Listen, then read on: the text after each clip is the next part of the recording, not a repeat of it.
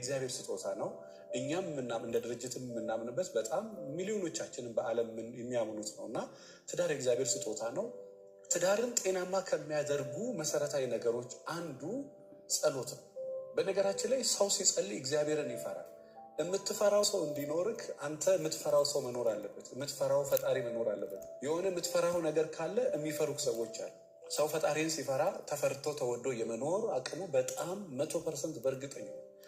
በመሪ ደረጃ፣ በባለስልጣን ደረጃ፣ በትዳር ደረጃ፣ በባል ደረጃ፣ በሚስት ደረጃ የምትጸልይ ሴትን ይሄ ግርማ ሞገሷ የተሰጣት ጸጋ የመወደድ ጸጋ ከፈጣሪ ትቀበላለች እና ትዳሯን ጤናማ ሊያደርግላት ከሚችሉ መሰረታዊ ነገር የመጀመሪያው ጸሎት ነው። የማትጸልይ ሴት ይባላል እንደውም ራቁቱን እንደወጣ ሰው ነው ይባላል። የማይጸልይ ሰው በጣም የሚጸልይ ሰው የሆነ ለብሶት የሚወጣው ነገር አለ።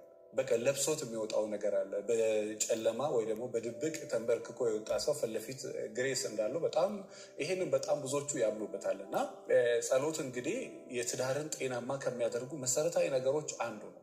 ትዳር ያላችሁ ትዳር የሌላችሁ በህይወታችሁ ትልቅ አቅም ከሚሰጣችሁ ትልቅ ነገሮች አንዱ ጸሎት ነው እና ባልና ሚስቶች ብዙ ጊዜ እኛ ማወር ሪሰርች ስንሰራ በየቤቱ በጣም አብረው የሚጸልዩ ባልና ሚስቶች 10 ዓመት 20 ዓመት አይበድላትም። ቢበድላትም ግን በደሉ ያን ያህል አይደለም።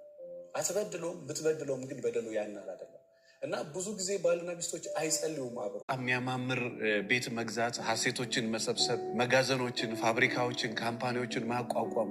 እቤቱ ጠዋትም ሰላም የለም፣ ማታም ሰላም የለም። ሴቷም 24 ሰዓት ወርቅ አልገዛልኝ፣ መኪና ቀይርልኝ፣ እንዲሆነ እሱ ሲሳካና ሲሙላ ደግሞ ይሄ የጎደለ ይሄ ጎደለ ይሄ ጎደለ። የህይወት ጥያቄ ምን ጊዜም አይቆም፣ ይቀጥላል። የሀብት ፍላጎታችንም ባል ላይ ሴት ልጅ ያላት ፍላጎትም አይቆምም፣ ባልም ሚስቱ ላይ ያለው ፍላጎት አይቆም፣ ይቀጥላል። ሰዎች ነንና እያደግን በመጣን ቁጥር ፍላጎታችን እያደገ የለም፣ መቆሚያ የሚባል የለም። ከዚህ የተነሳ ሁለቱ ቤታቸው ሰላም አይሆን። በጣም የሚያስደነግጥ ቤተ መንግስት የሚመስል ቤት ውስጥ እየኖሩ ቤታቸው ግን ሰላም የለም። የሚበላ ሳይጠፋ እየተባሉ ይኖራል፣ እየተነካከሱ።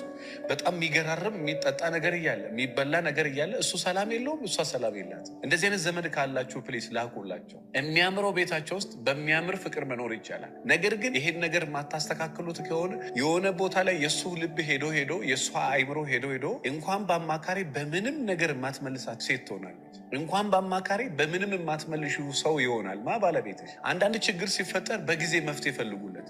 በጊዜ መፍትሄ ካልፈለጋችሁለት መኪናው ገደል ከገባ በኋላ ገደል የገባ መኪና ከገደል ማውጣት እንጂ ማዳን አይቻልም። ለምንም አይጠቅም ከዛ ወጥቶም እና በዛ ደረጃ ራሳችሁን ሳትጎዱ፣ በዛ ደረጃ ሚስትህን ሳትጎዳ፣ ራስን ሳትጎዳ የሚያምረው ቤት ላይ በፍቅር መኖር ትችላል፣ በሰላም መኖር ትችላል። ትንሽ ነገር በማስተካከል እና መማከር ትችላላችሁ። በወር 1 ቀን በአመት 2